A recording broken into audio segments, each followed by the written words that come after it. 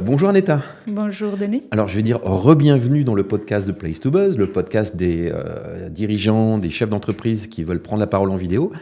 Tu es déjà venu dans mon podcast, dans un autre endroit. Tu nous avais parlé à la fois de ta vie personnelle, on avait fait pas mal de questions sur ce sujet-là.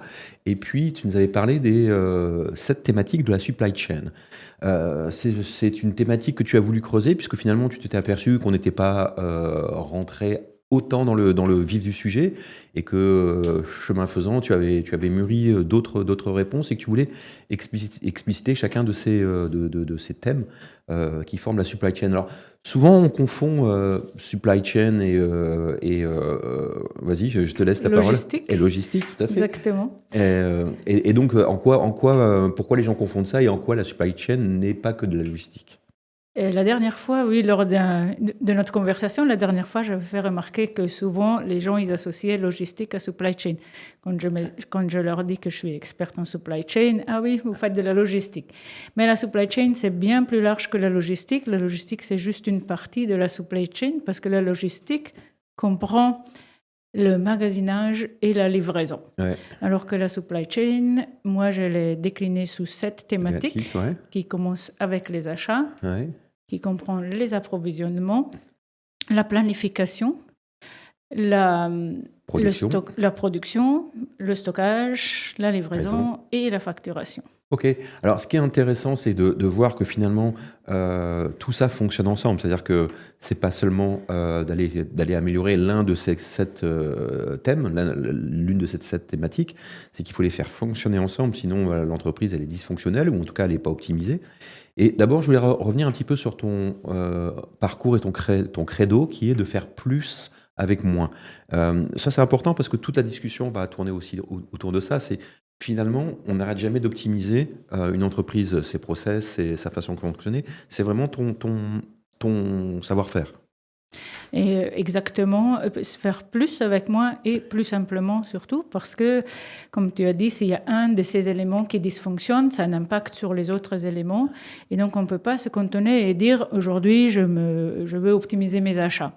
Quand on veut optimiser les achats, on a forcément un impact aussi sur l'un ou tous les autres éléments de Septem, de mon projet Septem. Okay. Et mon credo, c'est de faire simple. Parce que quand c'est simple, c'est assimilé par le personnel.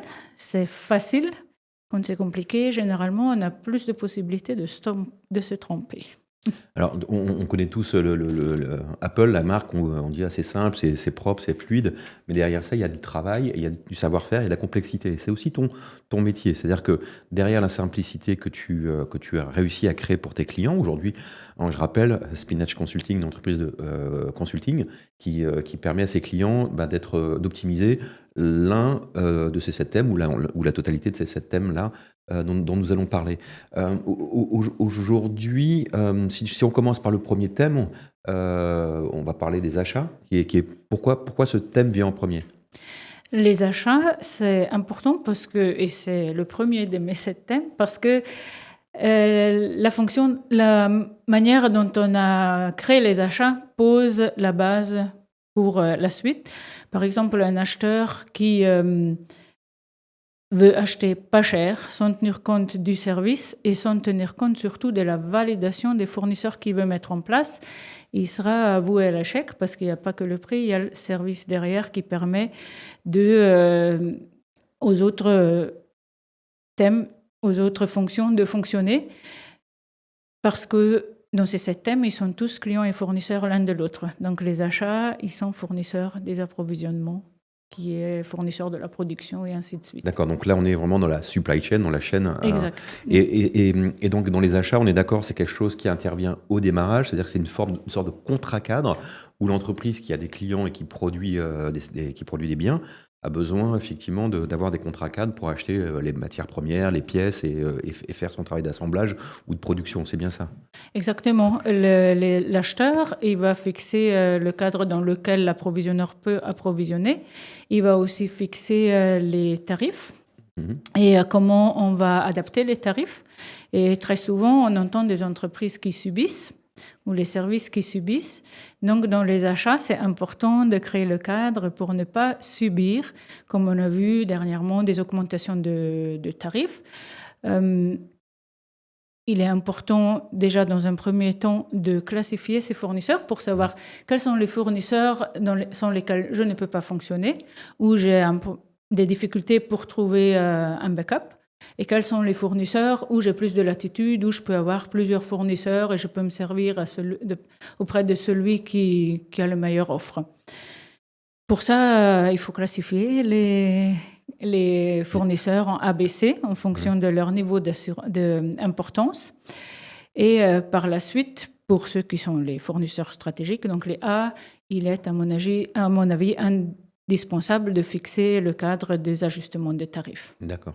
Surtout dans un monde où on a vu avec l'inflation l'année dernière, les tarifs peuvent augmenter très rapidement. Donc ça, c'est super important. Est-ce que sur les fournisseurs stratégiques, est-ce que tu préconises d'en avoir un seul et de bien travailler avec lui, ou est-ce que tu préconises d'en avoir 2 ou 3?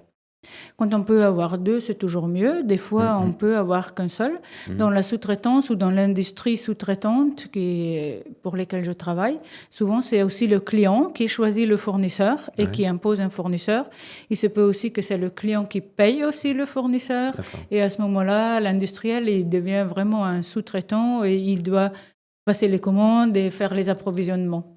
Et là, il est très important de mesurer le taux de service du fournisseur, parce que c'est son seul levier qu'on a pour remonter des dysfonctionnements à son client, finalement. D'accord. Dans la classification ABC, donc A, c'est les fournisseurs stratégiques. Oui. B et C, ça correspond à quel type de fournisseurs, quelle classification tu leur donnes? B et C, donc les fournisseurs A, c'est ceux qui me permettent, que j'ai besoin pour faire 80% de ma production. Après, j'ai les 20% et les 15% qui sont les B, et les 5%, c'est ceux qui s'infiment, où je peux me provisionner en fonction de ce qu'il y a sur le marché à ce moment-là. D'accord. Quand j'en ai besoin. Quelles sont les bonnes pratiques selon toi pour le service d'achat? Qu'est-ce que tu préconises, ou quels sont les dangers, à contrario? Le grand danger pour moi, c'est quand les achats ne demandent pas la validation des opérations, parce qu'à la finalité, c'est les opérations qu'ils doivent mettre en œuvre. C'est les opérations qu'ils doivent aussi traiter au jour le jour avec les fournisseurs.